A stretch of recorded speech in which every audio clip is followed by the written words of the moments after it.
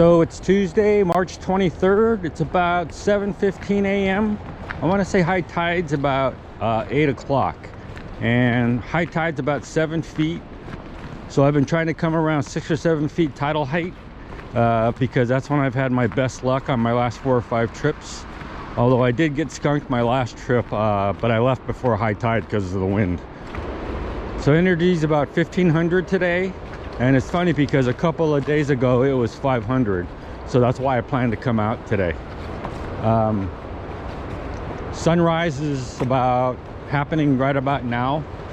It's about 39 degrees, so it's a little chilly. If you saw my video from yesterday, the south side looks totally different, so I'm going to try starting at the south and then start heading north. See if fishing's any different, because the north has been kind of slow lately. So I just want to see by going south if it makes any difference. So today I got gulp and top and bottom, and I do have the club worm in the middle. I'm using a number 6 hook for the club worm because I believe I need a smaller hook for the smaller bait. So we'll see if that makes a difference or not. All right, headed to the south. So just crossed the creek. So just crossed the creek, and I'm just looking for a place to cast. And the waves look pretty close, much different than yesterday when I came at low tide. So again, it's incoming tide. I got a feeling this is going to get all cut off here in the next hour or so, but it looks pretty decent here, so I'm going to go try right there. To say that I'm supposed to be meeting fellow members Kim Brown and her son Kai. Kai caught his first perch last year at our first tournament, and he actually caught fish for the second tournament, so he's had 2 weigh-ins out of the last 2 tournaments. And then I'm also supposed to meet Scott Kroeker, so we'll see if they show up. Sitting here, conditions look really awesome for the south. So again, I'm going to just try here, move my way a little bit more south, and then if I don't get anything, I'm going to start moving north. But it looks really great. First cast. Like my 3rd or 4th cast, been here about 7 or 8 minutes. Conditions look awesome. I can't believe I haven't gotten a bite. So since I haven't gotten a bite, I'm going to start moving my way back north. You can see the beach is already getting cut off here. So I'm just going to start moving north and hit my familiar spots.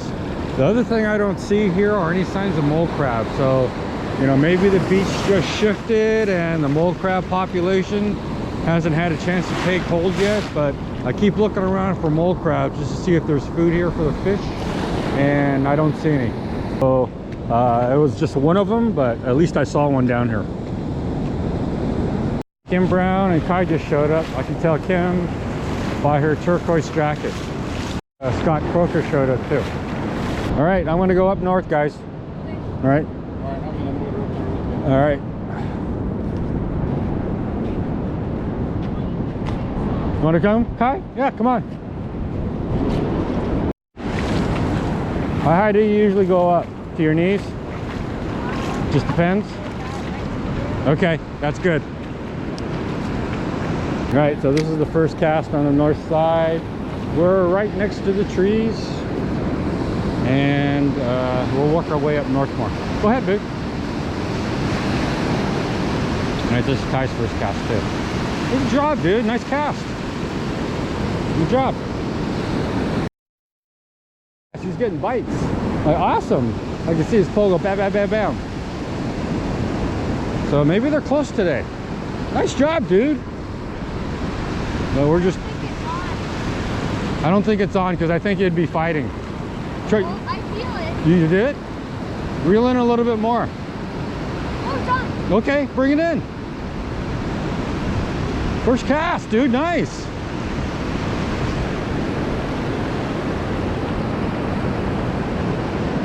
And let's see.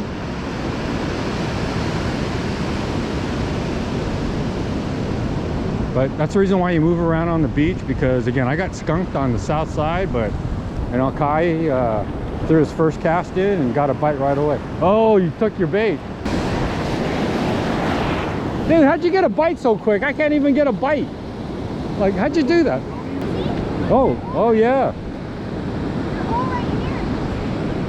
Yeah, there was hardly any mole crabs on the south side. I was looking for I saw maybe one or two, but nothing like up here. Hey Kim!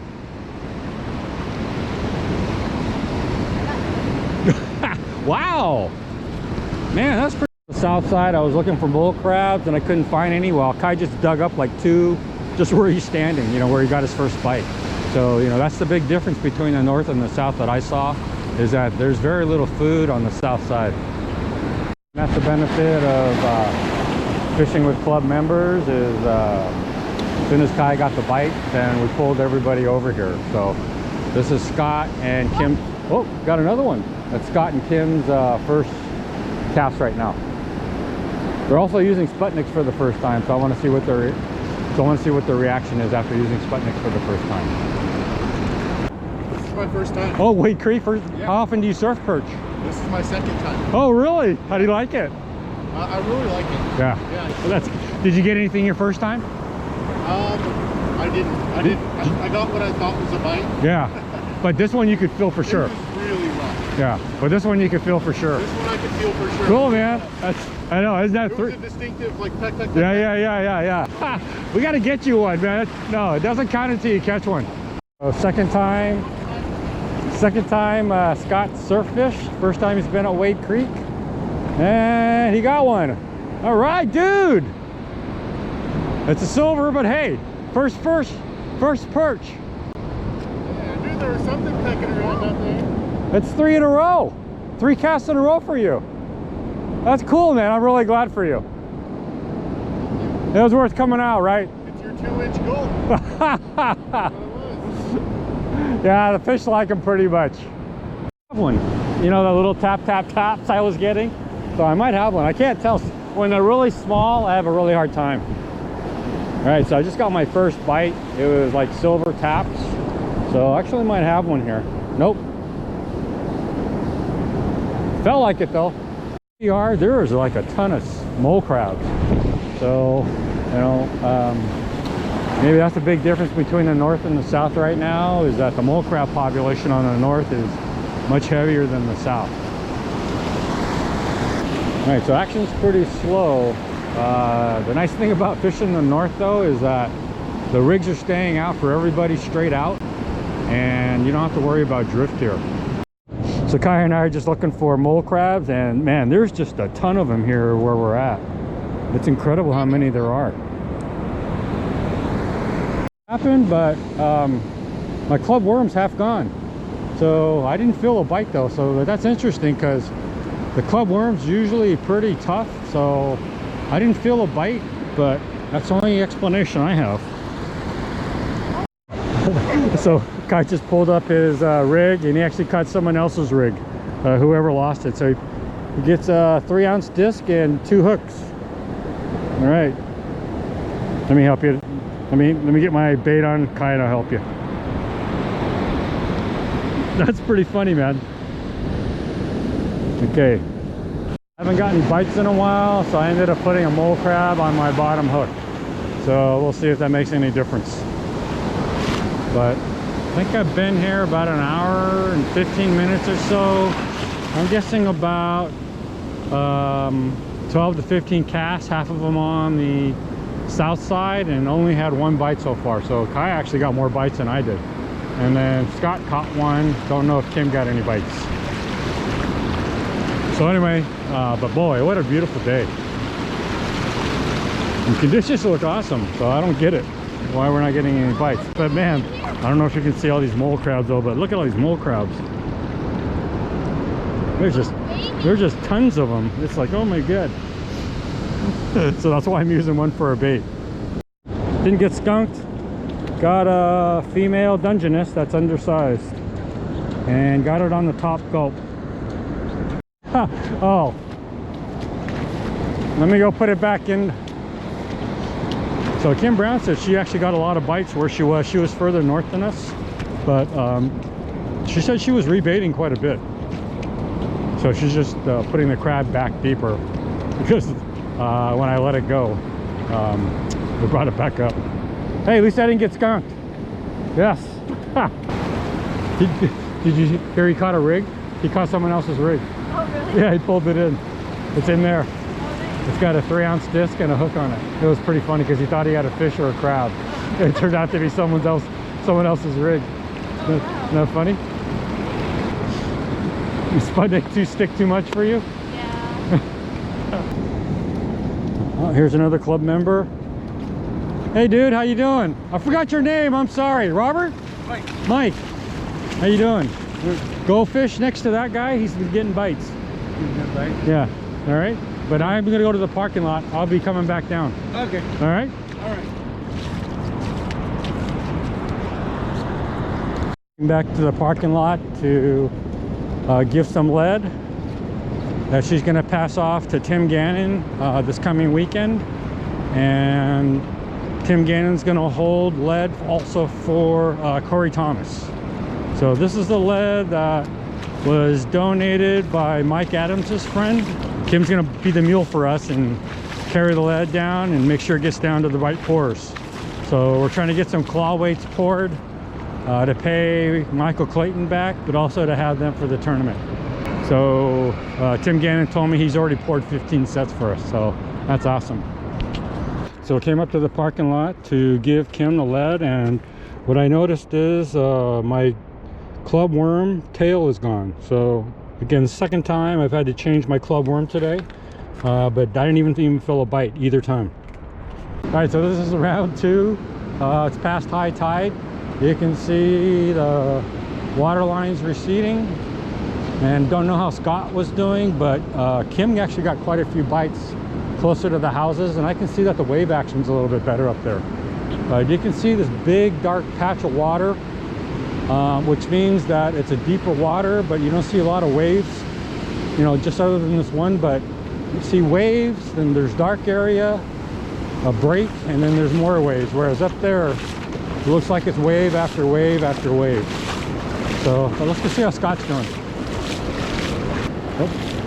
So again, Scott's first time fishing at Wade Creek ever, and got his first surf perch today, so that was exciting. This is like the 6th or 7th member where it's their first surf perch.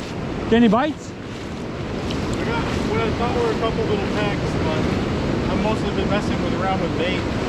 Okay, I'm gonna head a little more north where Kim said she was getting bites like crazy up there. Yeah, I've turned to head towards that direction. So the other thing is, what I see is that there's a lot more, see how there's all this dark blue? Yeah. So that means that's a lot of dead water, and you'd want to be out, see where the waves are way out there? That's where you'd want to be. But that's why I'm going here, is because I see more waves in succession. You see what I mean? I know, well, there's just a million of them down here on the ground.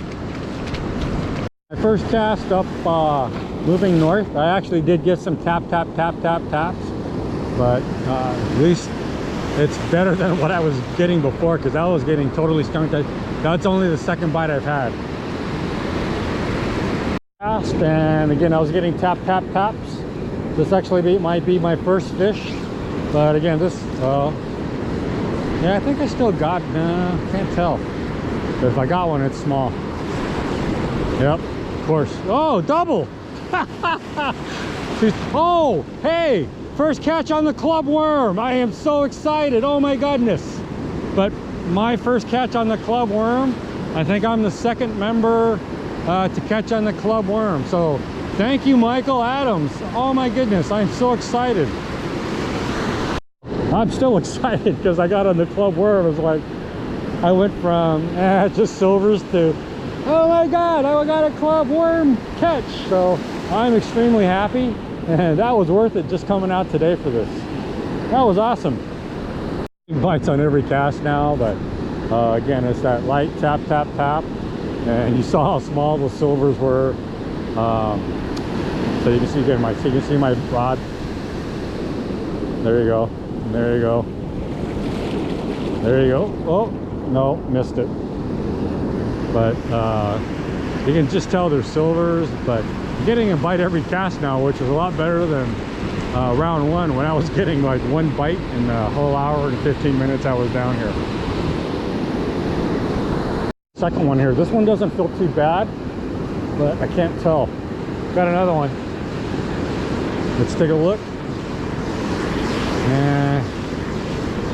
Doesn't feel big at all. And of course, it's another silver.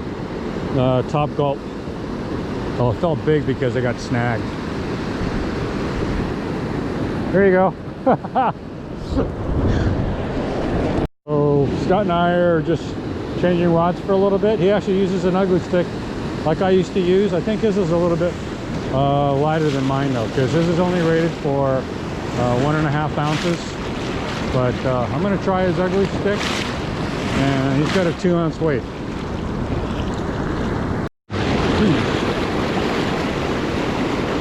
So I just casted his for the first time, and yeah, it reminds me very much of my ugly stick. And like I said, I was happy with my ugly stick for 3 years, so it's a great rod, but it definitely doesn't cast as far as the Santiam, and I think that's the reason why I switched. But like I say, I used my ugly stick for many years and caught hundreds of fish on it, and I was very happy with it. So it's a great rod. So have you ever caught anything here besides Caught a salmon, caught a coho. Really? And it wasn't, I mean, it was, you know, it was only a jack, but yeah, gulp sandworm. I saw where a cold member caught a steelhead at the window. Yeah, that was Pondo. Awesome. I know, man, that thing was huge too. I didn't understand why he let it go, so Did it made it? It must have been, because he let it go, and it's like, dude, why'd you let that thing go? This is a 9-footer, by the way, and it's only rated for 1.5 ounces, 10 to 20 pounds. But no, like I say, this was one of my go-to rods. Oh, I got a bite. So I'm getting a bite off of Scott's rig, you can see.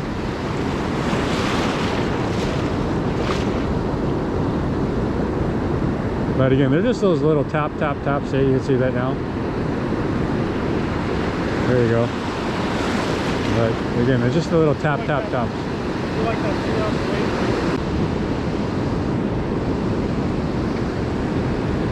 With the worms all gone. I can't believe how lucky you got on the weather. This is like the days where I don't mind not catching anything because it's so nice.